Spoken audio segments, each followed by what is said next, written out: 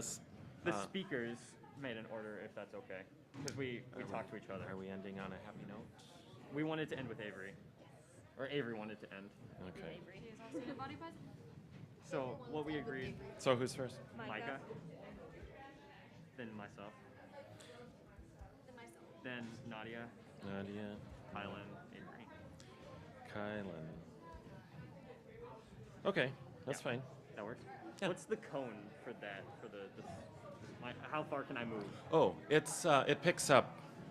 It picks up from a foot away. I don't know. Okay. You can ask So him not right now much. before we're. Can I like move it, or do I? Oh yeah, you refrain can, from yeah. touching it? You can move it all you want. Okay. Just don't pick it up. Is it broadcast from here? I don't think you want to pick this up. No. Yeah, probably not. No. No. Okay. All right. I don't want to look at that again, and I better save this. Cool. Where are we sitting? Oh, we just sit right in the front row. Sure. That's probably easiest. Okay.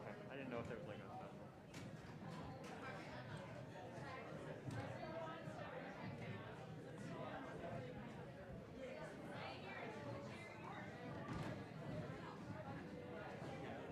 Make sure this stays on. That way, like, students they'll forget to push it when they're about to talk. Oh, okay. Yeah. Yeah.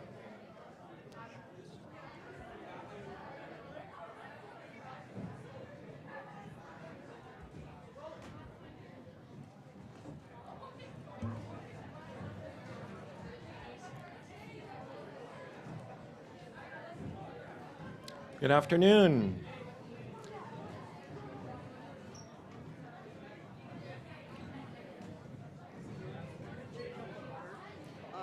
You're first now. Your friends just fed me the order there. Okay.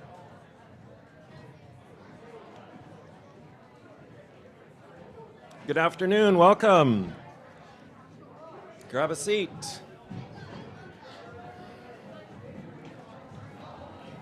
$25.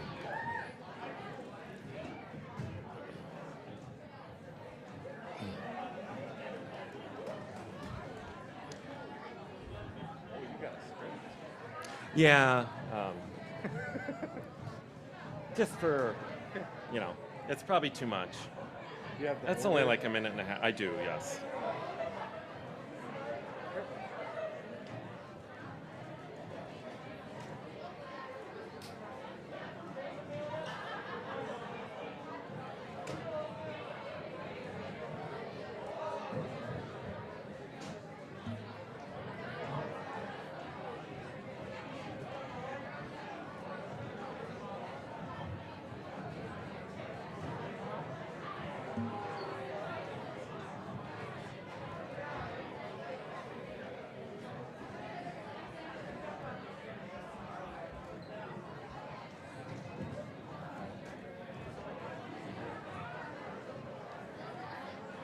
Good afternoon. Welcome. Grab a seat.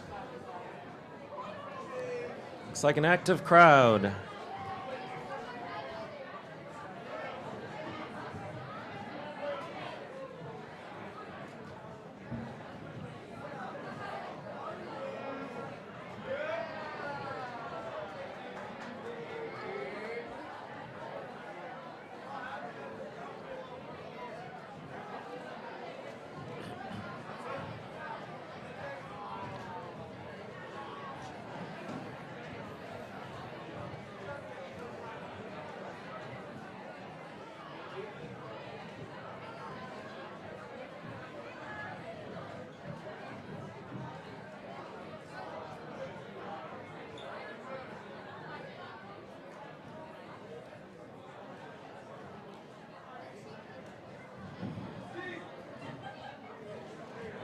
Is everyone finding a seat all right?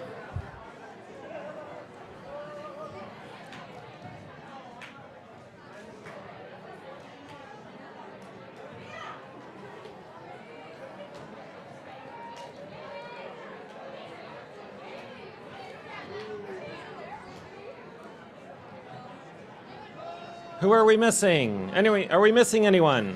You missing your 7th hour buddy? All right, we should probably get started very soon. Truman's made it.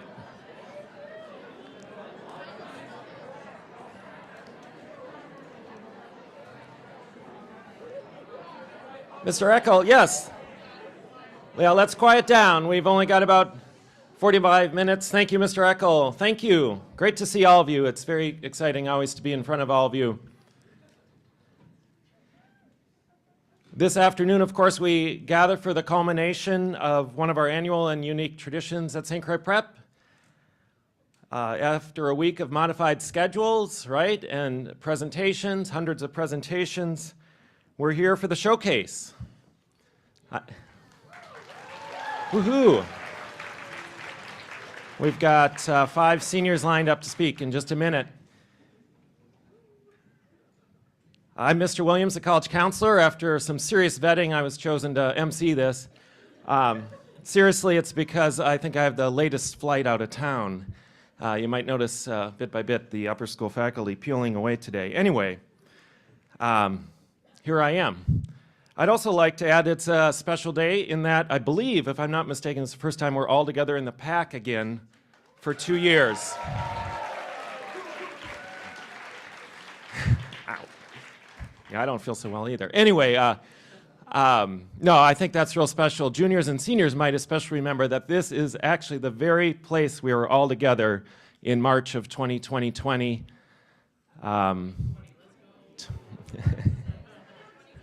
Before the whole world shut down. So it's very special to be back here with all of you for a neat tradition. I also want to just make a note of congratulations. All of you or nearly all of you have made speeches this week. You've put yourself out there, you've expressed vulnerability, you've shared notes and words about things that you care about, and that's pretty cool. I'm a junior advisor, so I heard some junior presentations in the lead up today. Some interesting things about, you know, the qualities of Legos, you know, for introspection. Some presentations about not giving into fast fashion. We had a good presentation about, what are you talking about? Conspiracy theories. It was pretty good. No, it's quite good. Anyway, here we are. Quick word about being respectful. Audience members, your schoolmates, the seniors have worked very hard on these presentations. Please be respectful listeners. No phone zone, right? No chatting with your neighbors. And without further ado, we've got Micah Vale.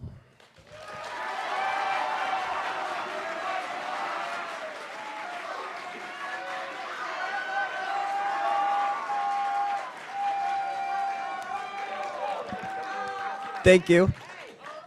Thank you. Thank you. Hello. I love you too, Samik. I'd like to dedicate this speech to 2 people. One, Ryan Crom, and to the group of our multivariable calculus class. So.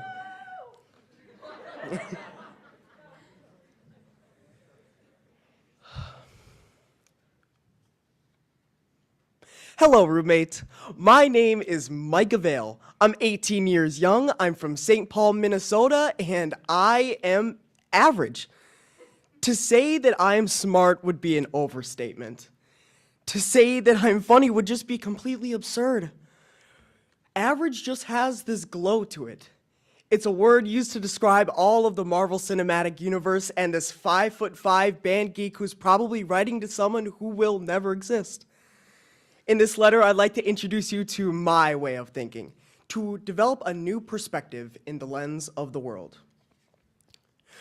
Obviously, you have no clue who I am, besides a realist, of course. So I'd like to tell you a bit about what I consider myself great at. First things first, I love math. With my major being applied mathematics, I would say I have some keen sense in my ability to problem solve. Though in 7th grade I took pre-algebra, in 8th grade I took on a rigorous math path, taking Algebra 1 and Geometry in the same year and suddenly ending up in Calculus 3 my senior year. Music is also something I consider myself quite good at. I took choir from 1st grade to 8th grade, and in my senior year, I got into chamber choir, which is my school's top choir. Singing was just the start, though. In 3rd grade, I completed all my recorder songs and earned a triple black belt in recorder karate, and quickly learning alto saxophone after that. In 4th grade, I never started in a beginning band for saxophone. I just went up to the advanced band in the middle school. From 7th grade to 10th grade, I was in an honors band for tenor saxophone. And at the end of 10th grade, I learned bass clarinet for my school's musical, which I played until my senior year of high school. I'd performed with many other instruments as well, including, but not limited to, baritone sax, soprano sax, trumpet, flute, piano, guitar, bass guitar, and drum set. You can say in high school I thrived, but as fast as you could say that, my skills were beaten by my own pupils. Though I have a high average in math, I probably have the lowest average out of everyone in my class. Too many times I'm scared to show my quiz and test scores because I just can't compete with the brilliant minds in my class. I expect to get perfect, but every time I fall short of what I want to be able to accomplish. And don't even get me started with middle schoolers in calculus. Music isn't any better. For as long as I've been playing, I should be this wonderful, fantastic musician, right? Wrong. Though I can play multiple instruments, I'm only mediocre at best with all of them. Trumpet's able to hit high Fs, clarinet's able to do 16th note runs with ease, and then there's me. Outmatched by people who have no strive to even practice. Everything that I think I'm great at, I'm always outmatched. I cannot stress how much this affects my mental health. I'll spend hours, days even, forcing myself to learn concepts that I don't understand because if they don't ask, why should I? Many sleepless nights just crying because I'm always comparing myself to the best of the best, to the prodigies and to the faultless, to my own friends. Why do I have to be the one who doesn't get it? Why do I have to be stupid? Why, God, do you put me through this hell that tortures my mind and soul? July 2021, I gave my life to Christ, and there has been one Bible verse that has stuck out with me through thin and through thick. Galatians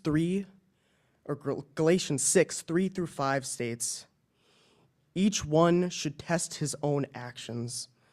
Then he can take pride in himself without comparing himself to anyone else. Each one should carry his own burden, not anyone else's. That was it. That was it. D's to C's, C's to B's, B's to A's.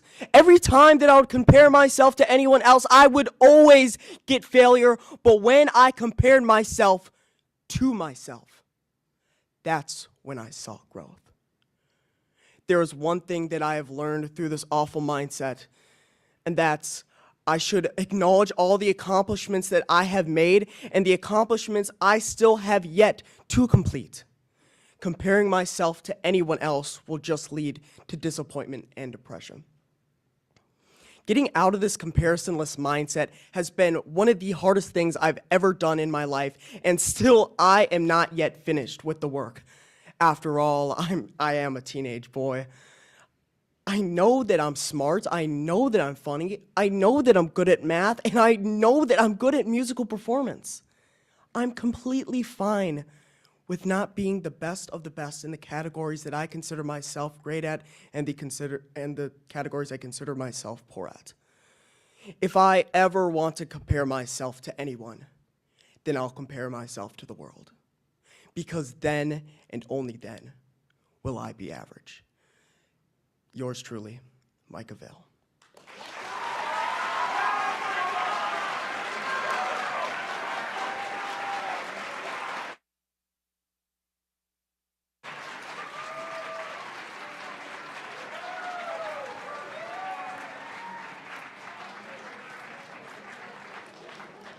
Thank you, Micah. That was really, really powerful. Thank you. Next up, we have Aiden Lindquist.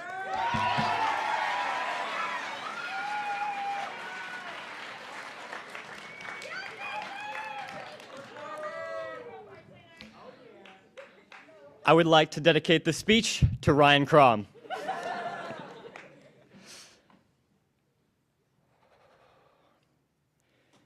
You have to choose Minnesota or South Carolina. When you're younger, every minor inconvenience feels like a life-changing problem, whether that be your favorite toy being taken away or your best friend not playing with you anymore. For 15-year-old me, the choice between Minnesota or South Carolina was a life changer. See, the summer before my freshman year, I was the smallest kid in my grade and terrified of my own shadow to boot. So, when my father asked me to go on a trip to the Boundary Waters, needless to say, I was a little more than scared. But I'm glad I accepted, because it was one of the most peaceful experiences of my life. Although, the only thing going through my mind was that looming choice. At first glance, it might not seem like that big a deal. Some might even say, at least you got a choice. My parents just whisked me halfway across the country at a moment's notice. But from where I sat, it was the most difficult question I have ever had to answer. I still remember the rustling of the trees, the whistling of the breeze, all serving to accentuate a feeling of uneasiness, as if I'd be going against myself to choose Minnesota over South Carolina. Father over mother. I put it out of my mind, as one does when faced with a problem they don't particularly want to answer. But on the second day of the trip, the morning water was so clear that we could see our faces reflected at us with perfect clarity. Ah, there it was again, that sense of unease.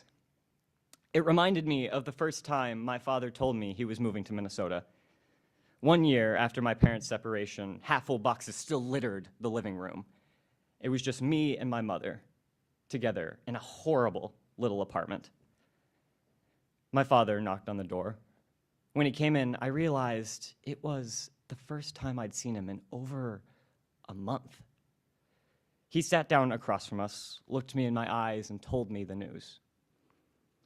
At that moment, I realized I would have to pick a side that would force me to speak my mind. See, up until this point, I'd always believed in the philosophy, never speak up unless you have something important to say. The problem with that being, I never believed I had anything important to say. So I never did. I continued living with a mother who couldn't even take care of herself. I suffered through the 8th and 9th grades, refusing to ask for help from teachers because I didn't want to be a burden. I would repeat the cycle. Go to school, come home, say nothing.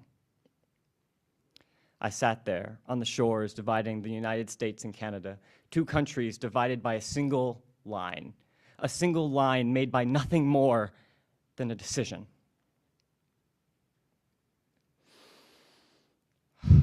The rustling of the trees, the whistling of the breeze. That uneasiness wouldn't leave me alone, not for a single minute. Why? I looked into the water. What if it's not about Minnesota over South Carolina? What if it's not about father over mother? What if it's not about that stupid question at all? I stopped looking at the water and looked up to the sky. It's not about the question at all. I already knew the answer. I just had to overcome my own inability to say it. After that, the days passed faster than before until we were driving back home. The car pulled into the driveway. The front door slammed shut. I sat on my bed, clutching my phone with my mother's contact open. My mind swirled with the right word, term, phrase, expression, but none of them were right. The phone started to ring. My time was up. I answered. Hey, honey. My mind went blank. Only an illustration came to mind. Water as clear as glass. I made up my mind. I'm going.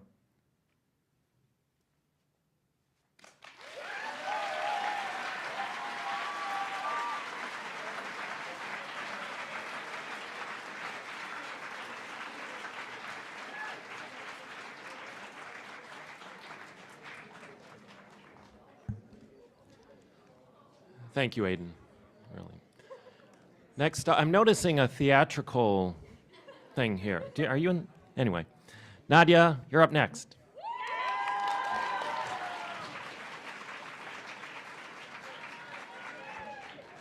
It's a lot of people. Yay. Hi, guys. Hi. Okay. People are like sandwiches. Some are expensive and often seen in fancy restaurants, and some are classic and often seen in fast food restaurants. And some are so incredibly boring that mothers feel embarrassed taking them anywhere, but still have to because they made it. The dilemma among most people, however, is discovering what kind of sandwich they want to be, and what sort of qualities make them special, because like sandwiches, no two people are the same. I regret to inform you that for the longest time, I was not but a simple peanut butter and jelly sandwich. A classic, boring alternative used in school lunches when you're too lame to try any harder. Of course, everyone loves a good peanut butter and jelly sandwich. It's soft and sweet on the palate, not much of a risk for picky eaters, and easy to make. So was I. As a young middle schooler searching for my place in the world, I reduced myself to the ideal I saw around me. And here I arrived upon the greatest regret of my young life. I began to take notice of the sandwiches around me. Specifically, I noticed size. I couldn't seem to shake the feeling that everyone around me was somehow smaller. I was a peanut butter and jelly with too much jelly, so to speak. It was a bothersome thought, feeling invalid all throughout my middle and early high school career, but it was one I assumed I could deal with. How wrong I was. Without even much realizing it, I began to view sandwiches and food in general differently. The sandwiches in my own lunch became smaller, excluding sugary contents. That fast food footlong became a scary thought, as if being seen with it would somehow be shameful. And yet, even as my stomach growled in class and cramped in protest at night, I saw the nicer appearance of those around me, somehow always finding a look that I liked better. 14 and 15 came and went, and I took drastic measures in desperation for perfection, and I found myself a 16-year-old, sitting alone at the kitchen counter. That's a bug. Staring at a single peanut butter and jelly sandwich, wondering what it would be like to see it as something other than a pound on my stomach. A few months later, I was faced with a difficult decision in the doctor's office as I was informed that I was underweight. Either learn to eat or accept psychological treatment. I'd have to drop out of school. I wouldn't graduate on time. And even worse, my health would cease to be my choice. I'd become a problem. I still remember standing in that cold, tan doctor's office. I still remember the questions they asked me. Would you like to sit? No, I didn't. They jotted something down. When was the last time you ate? I don't know. They jotted something down. Can you remember the last time you had a full meal? Hesitantly, I shook my head. They showed me charts and images, tried to describe what a BMI was and why it was so important to my health, tried to describe what constituted a meal with fibers and proteins, and all the while, I found myself staring at those blank, tan walls, wondering just where I'd gone wrong. But my own experience in one is in 1 in 1,000. Children everywhere are presented with the body image of models and expected to love themselves. Women are based off of their jawlines and waistlines and food intake, and men based off their muscle mass and jawlines. School doesn't talk about this problem or the stigma surrounding it. In fact, as a struggling middle schooler, I felt like entering the school building was my greatest humiliation. The concept of body positivity went out the window. The school locker room was a nightmare. Snide remarks were brushed off by students and teachers alike, and it all surmounted the community I felt closest to telling me to get over myself. My overall experiences were diminished in the grander scheme of my education. I received no love, no support, neither from home or at school, and neither do many other children struggling with eating disorders. Now, there is no clear solution, and I promise you I've had plenty of time to think about it. Children don't need daily reminders that they're imperfect. They don't need their classmates to pick on them. They don't need their teachers to confirm their greatest insecurities. At any point in time, a child needs hope. Now, I know this is a seemingly unnatural precedent to present, but it's one that needs to be taken into consideration. Body image, awareness, mental health, all hidden issues in our community are things that have gone for too long unnoticed. There are children in every nation, in every state, in every city, in every classroom that hate themselves. It is not too much to ask that they receive love and support. It is not too much to ask that they don't go on being ignored. Because, like it or not, an unwell student cannot learn. This needs attention, and it needs it now. I will always remember standing in that doctor's office. I will always remember the questions they asked me, and I will always remember when, for the first time in my life, someone looked me in the eyes and asked, "What do you think will help you?" I will always remember when my opinion started to matter. Body image, depression, anxiety all run rampant in our community. It is not too much to ask that a child doesn't fight this alone. It is not too much to ask that a child doesn't feel embarrassed about this. It is not too much to ask that a student receives support. Enough is enough. A child deserves to love themselves.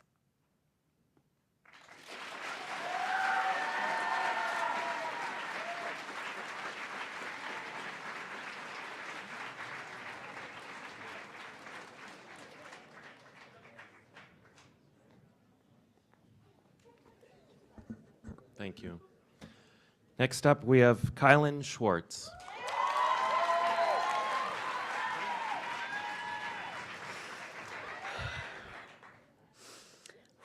Oh my gosh, there's a lot of people. Okay. Sliding my point shoes over my crooked, calloused toes and strategically crossing the ribbons around my ankles is a metamorphosis for me. It makes my feet take flight. I can pirouette and jeté across the stage as my life fades away like an audience that disappears behind the lights of the stage. A point shoe is not only one of my most prized possessions, but it also personifies me. On the outside, I am soft and beautiful with a hint of sparkle like the pale pink satin adorning the feet of a ballet dancer. On the inside, I am strong and sturdy like the rock-hard layers of a point shoe, glued cardboard plastic that can support the weight of a grown woman. I began dancing and taking ballet classes shortly after I started walking. Ever since then, I've had such a strong passion for it, and it is something that I've always stuck to, for 15 years to be exact. I'm beyond grateful for the outlet it has given me throughout my childhood. Although my life to the kids at school or my followers on social media seems charmed, it hasn't always been easy. I've struggled in life at many different ages and stages with challenges and events that have shaped me, like the point shoe contours around my high arches. As a child, I was diagnosed with anxiety by a child psychologist when I was just starting out in lower school. I was so nervous to go into class that I would vomit in my mom's minivan before going into school, and I had to have Mr. Gutierrez walk me in and out of school every day.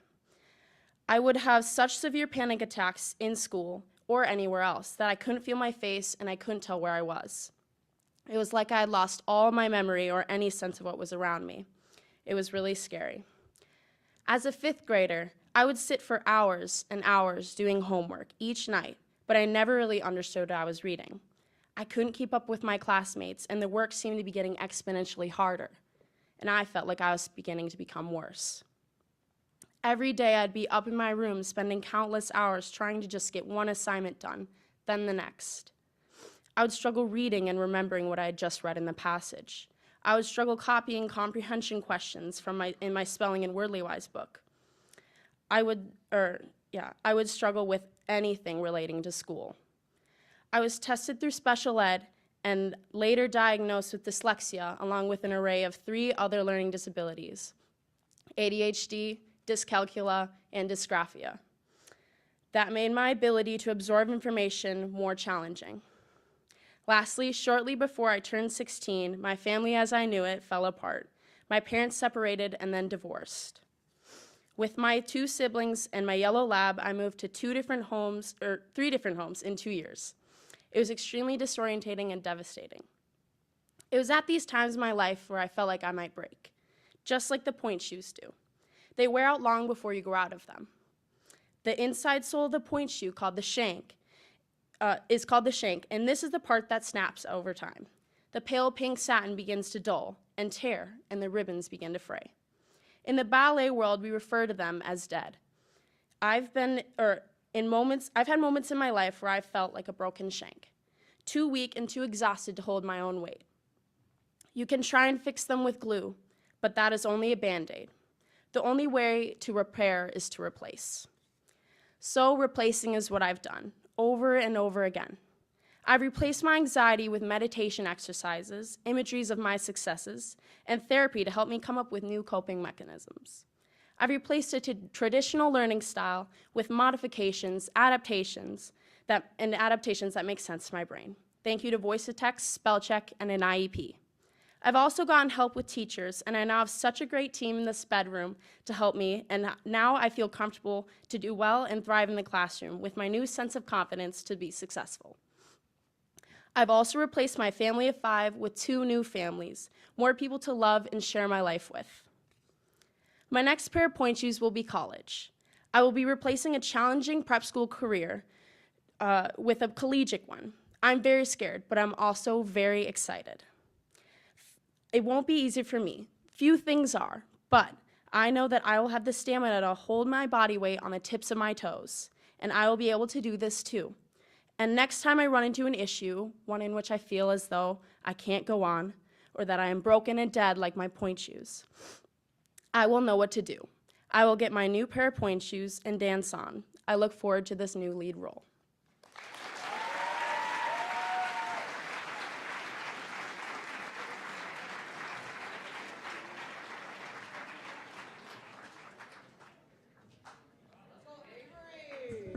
Thanks, Kylan. That was great. Shout out to Ryan Crom. Ryan, you here?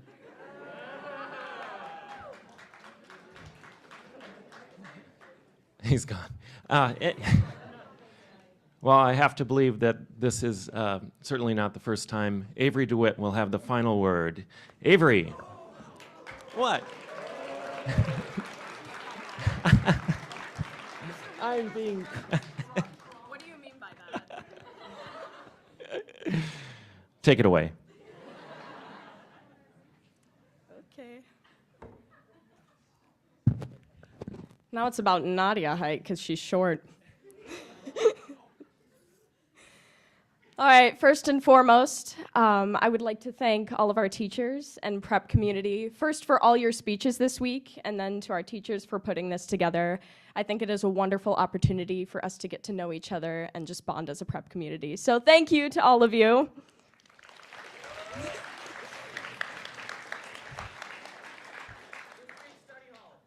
Huh?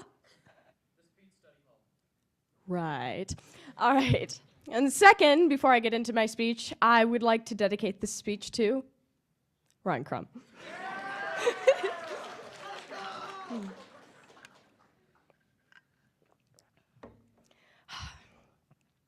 Dear Avery, how's that coffee tasting?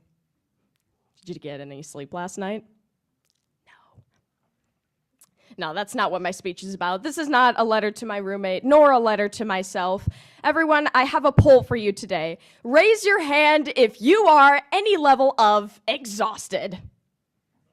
Okay, freeze, freeze. No. Everyone keep your hands up. Freeze. Now look around. Yeah. It's a lot of hands, isn't it? I took a similar poll in GSA about a month ago. Not very different. It's a great time for spring break, isn't it? Yeah, we're about due.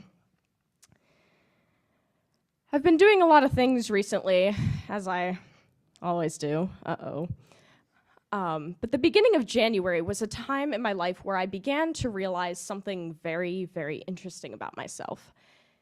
Every time I had a break, I didn't really have a break. Because I was so stressed with all the things going on in my life that not having anything to stress about was even more stressful. While I was finishing my Common App, which I maxed out,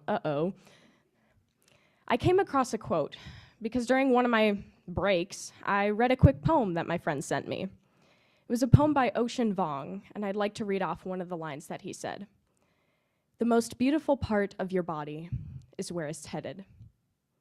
Thought that was a little poetic to read after maxing out my Common App. Like, okay, we're preparing for my future here. Thanks for making it art, I guess. But I was just so tired all the time, so exhausted because of everything I was doing in my life. I realized that my entire present was dedicated to my future.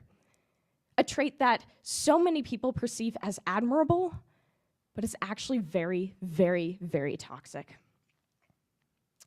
There are 3 points when I realized this was a problem. First, I realized it was a problem when I went to Miss Thorson and said, "Hey, I think I want to do my speech about overworking myself." And she goes, "That's great. Why aren't you giving it to yourself?" Touché.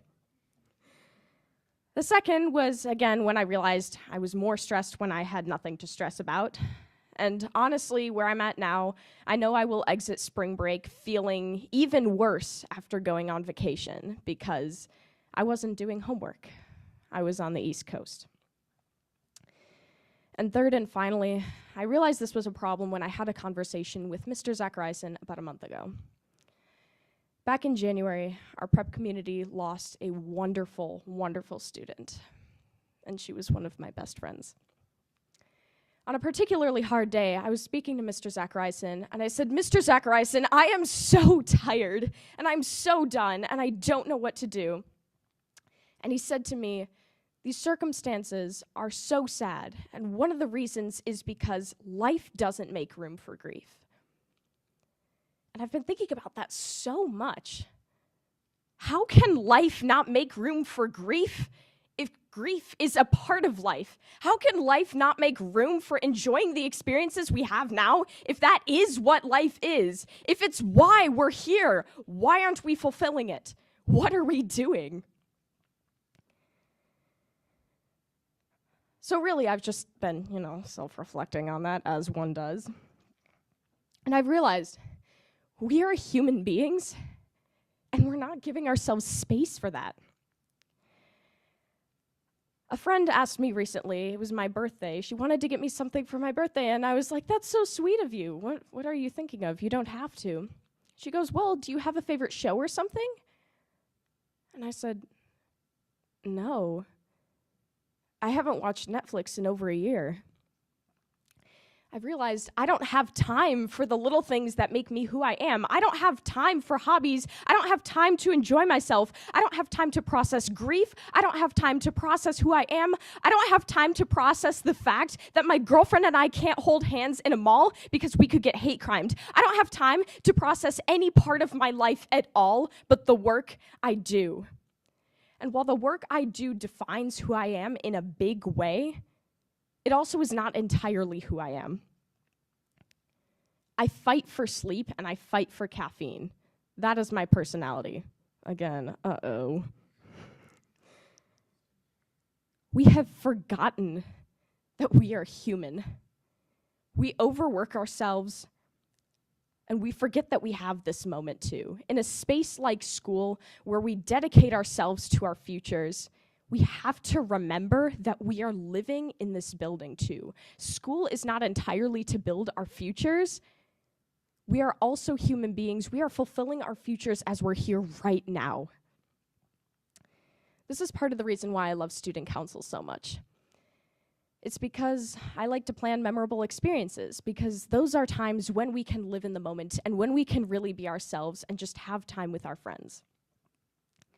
This is also why I hope to pursue a human development or medical humanities major wherever my future might take me in college. We need to entertain the idea that we are deserving of entertainment. So the point of all this is to tell you to senior slide. Slightly. Okay, it's not like senior trip on your face when you're trying to get your diploma, nor is it senior slide on black ice in Minnesota. Not a great slide, is it? No, it's not. I'm telling you to senior slide how we used to on the playground when we didn't have a care in the world. You are deserving of rest. You are deserving of watching Netflix at 3 a.m. when you have a multi-test the next day. You are deserving of late night drives, ice cream trips. You are deserving of energy. You are deserving of feeling like a human being in a world that constantly makes us feel like we can't be who we really are. Yes, steps in school are to cross bridges in our future, but we can't forget who we are right now. These are moments in our lives too, and we can't be afraid to make the most of them. Now, before I close out my message here, I want to talk a little bit about the title of this speech. As I've been trying to find myself the past few years, I was trying to find, my speech as well, what I wanted to say as I leave in 92 days. 92 days until we graduate. So I was trying to find my speech, and I couldn't find it. It was probably at the bottom of my backpack, but I had to rewrite all my note cards this morning. But I was also trying to find my speech in the sense that I wanted to give some sort of defining moment to this, some defining name, title. And so I want to share a little tradition that's one of my favorites. This last weekend, our musical Zombie Prom, I've been involved in the plays and musicals here every single year since kindergarten. In kindergarten, I was a flower with a necklace, not much acting. But we have this tradition before each show where we stand in a circle, we put our hands out, and we hold each other's hands. It's called the pulse. One person starts it by squeezing the other's hand, and of course, when you feel it in your hand, you pass it on to the next. And it goes in a circle. The purpose of it is to keep our energy together, to be in the moment, while we listen to usually Miss Mittag or sometimes each other recite moments that we love, things we want to be in the present about, and things that we look forward to. It is a time where we unite our energy and we are just present together.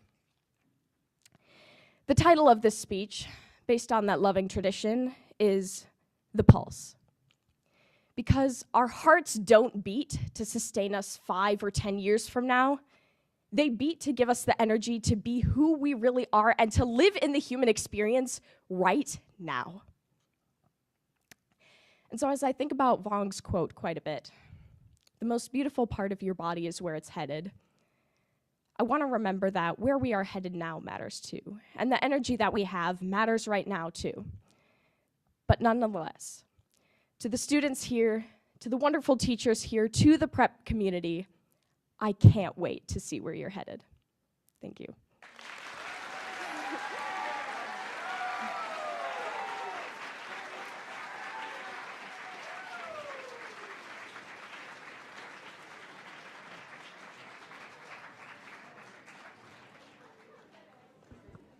Thank you, Avery. That was fantastic. Let's get one last round of applause for that group of seniors. Excellent work.